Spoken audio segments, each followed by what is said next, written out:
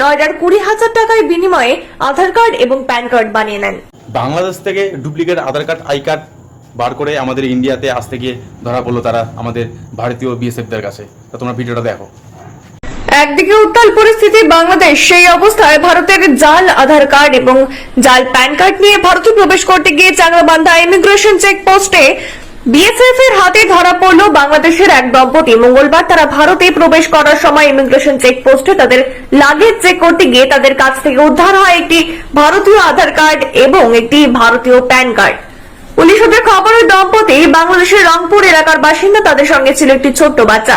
ধৃত ব্যক্তির নাম এমানুল হক সোহেল এবং তার স্ত্রীর নাম সঞ্জিতা জিনাত ইলাহি।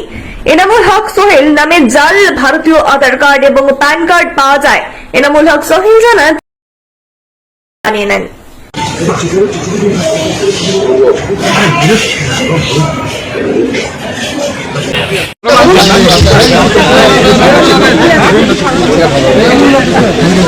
এনামুল হক সোহেল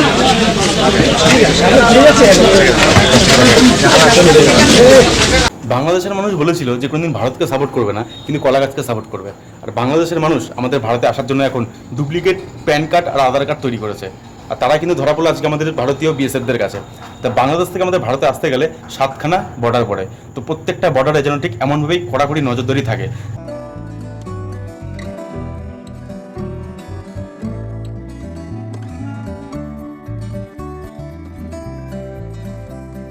যে বাংলাদেশের মানুষ যখন আমাদের ভারতে আসার জন্য চেষ্টা করবে, তাদের প্রত্যেকটা ডকুমেন্টস যেন ঠিক এইভাবে চেকিং করে।